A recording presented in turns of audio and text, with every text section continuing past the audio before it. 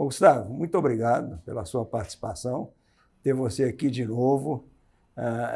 Eu pergunto, você não se cansa, com tantos anos vividos, lidando com essa economia brasileira, você continua ligadão e cognitivo? Continuo, sim, enfim, continuo animado, né? E você está feliz com o que você vê na sua frente? O nosso cenário é bom? Não. Digamos que eu sou otimista no longo prazo, mas o curto prazo insiste em falhar minhas expectativas. Então, vamos tendo Mas paciência. o curto prazo dura quanto, Gustavo? O curto prazo, quando acaba um, começa outro. Então, somos o país do futuro, não é isso? Vira um longo prazo, né?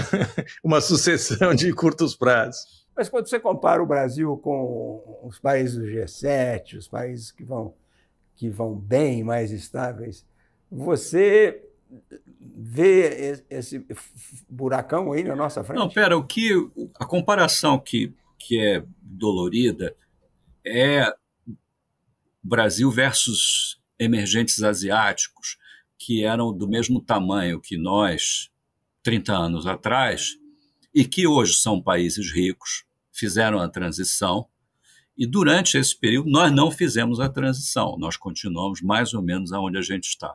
Isso é que é dolorido. Nós perdemos esses 30 anos, tivemos o problema da inflação, que é uma doença que nos tomou muito tempo para curar, mas nos próximos 30 anos, portanto, nesse longo prazo que começa agora, que nós vamos ficar ricos como nação. Então, a comparação com o hemisfério norte, aí, países desenvolvidos, ainda tem que esperar um pouco. Tá certo. Bruno, economista, de economista para economista. Gustavo, muito bom falar contigo. Eu tenho uma dúvida que eu queria escutar de você. Eu sei e concordo, e já ouvi em algumas declarações suas, que a inflação ajudou, a nossa inflação do passado ajudou a fomentar as diferenças sociais e, infelizmente, fazer com que o pobre ficasse mais pobre ou por mais tempo, ou de qualquer forma não conseguisse progredir, e aqueles que tinham dinheiro conseguiam se defender da inflação. O real foi lá, conseguiu combater isso, mas o Brasil fica tendo os seus voos de galinha e não consegue definitivamente decolar. Tecnicamente, economicamente falando, eu sei que tem muitos problemas no sistema brasileiro, mas se a gente privatizasse o país, vamos privatizar, e aí a gente monta um time, eu, você e outros feras, por onde você começaria? Qual você acha que são os 3 pontos que precisariam ser corrigidos imediatamente? Tem muita coisa para fazer para dar o próximo passo.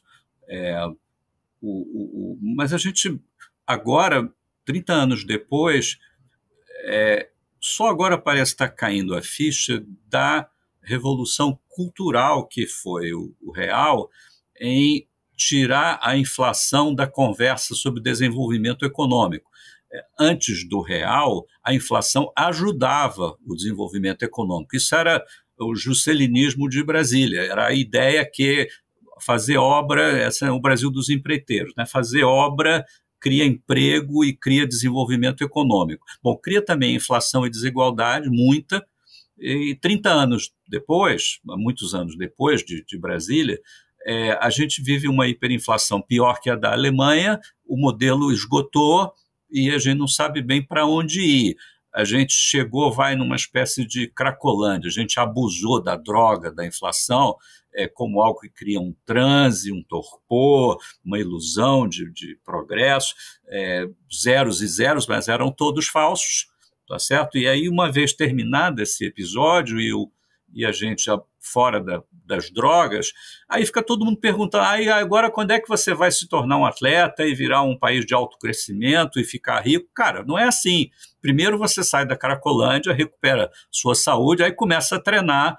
Depois de muitos anos, você vai virar um atleta e vai ter sucesso. Vai, quem sabe, ser 40º numa Olimpíada, que é muita coisa, tá? Mas as pessoas ficam me perguntando, putz, mas o Brasil não cresceu, não ficou um país rico, entendeu? Por causa do plano. Calma lá, né? Acho que fizemos o primeiro trabalho, que foi desintoxicar esse organismo dessa loucura, dessa droga, dessa doença. Tem muito mais para fazer. E a privatização é uma das agendas, foi mencionada. Deixa eu dizer uma coisinha a esse respeito.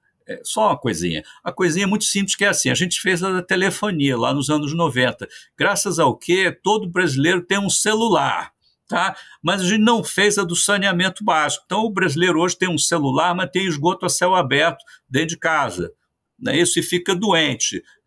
Quanta gente ficou doente durante esses 30 anos e morreu de doença infecciosa por causa desse negócio do saneamento, de atrasar a reforma, privatização, no aspecto do saneamento, uma privatização mais difícil do ângulo administrativo do que a da Telebrás, não é isso? Então a gente fez algumas reformas que deram muito certo, outras a gente simplesmente não fez, né? Entendeu? E aí pagamos o preço, é simples como isso. Ô, Diogo, você também quer ser sócio do Gustavo? Ele já se promoveu a fera para fazer a privatização. Esse é o plano. Eu não entendo nada de nada. Eu gosto do Gustavo pelo que ele fez por mim, não pelo que eu posso fazer junto com ele. É melhor que ele não ouça meus palpites. Mas, Gustavo, a gente passa de droga para droga, né? Porque você disse que a gente era viciado na droga da inflação, agora a gente tem um presidente da República, um criminoso condenado, que diz que o gasto público atenua as desigualdades e produz desenvolvimento, algo tão arcaico como ideia econômica, quanto a de que a inflação podia gerar crescimento. A gente teve uma conversa ótima antes da gravação. Eu digo isso não para o Gustavo, porque foi ele que falou as coisas, só o Caio ouviu, mas é bom que todo mundo ouça. Eu fiz a pergunta óbvia, como se ele está participando muito desse festejamento dos 30 anos do real, e a tua observação, Gustavo, que foi muito maior neste ano, agora, dos 30 anos, do que jamais foi no passado, né? Que é uma espécie é um recurso, um recurso para falar mal do presente, usando o passado. Você fez até uma metáfora futebolística muito engraçada. Se você puder me explicar e falar mal do que está acontecendo no presente, tá.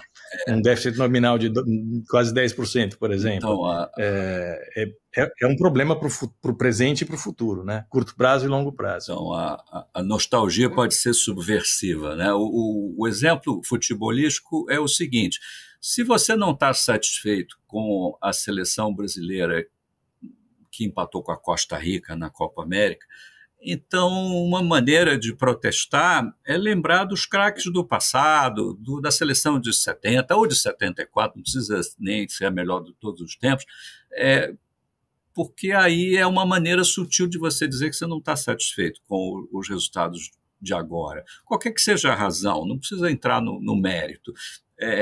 Ou seja, tem tempos felizes no passado onde as coisas davam certo, os horizontes eram largos, a gente tinha esperança, e hoje em dia, depois de muitas frustrações, a gente, com toda a razão, enfim, espera alguma coisa melhor.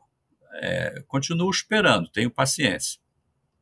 Gustavo, o que você acha do nosso novo técnico no Banco Central? Está conduzindo bem a nossa seleção aí? Eu acho que muito bem, e a palavra é a mesma: paciência, é preciso ter paciência.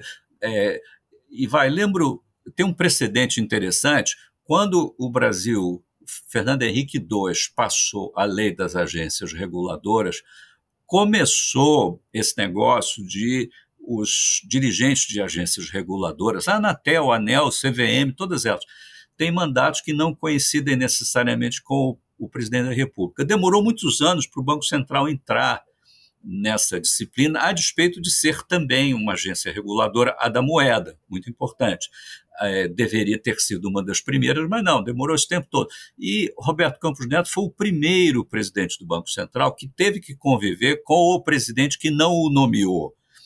Foi uma experiência, inclusive, ser presidente do Banco Central durante uma eleição onde ele vai ficar, quem quer que ganhe a eleição.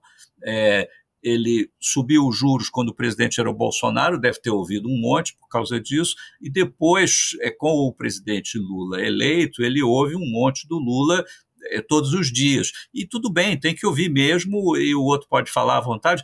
Tem uma coisa curiosa, que é o seguinte: quando o presidente da República podia demitir o presidente do Banco Central numa canetada, os presidentes não reclamavam da política monetária em público, era sempre em privado. Ele liga para você, ele manda alguém falar, ou então são as fontes palacianas que falam em off com a imprensa, mas havia um pudor, porque se o presidente fala publicamente mal da política monetária, a pergunta vem imediatamente: por que o senhor não demite a pessoa? Quando ele não pode demitir, parece que você abre a torneira e pode falar mal à vontade, porque são palavras ao vento. Tá? É mais ou menos o que está acontecendo agora. Não tem nenhuma consequência o presidente reclamar da política monetária, pode falar à vontade, isso é um país livre, não é isso? E, felizmente, o presidente do Banco Central tem um mandato, vai até o fim do ano, e vamos ver no fim do ano quem o presidente Lula trará para substituir Roberto, quem é o novo técnico, não é isso? Aí vamos ver. Gustavo, muitíssimo obrigado. Sempre um prazer grande ter uma lição sua. Até a próxima. Obrigado, Gustavo. Obrigado, gente.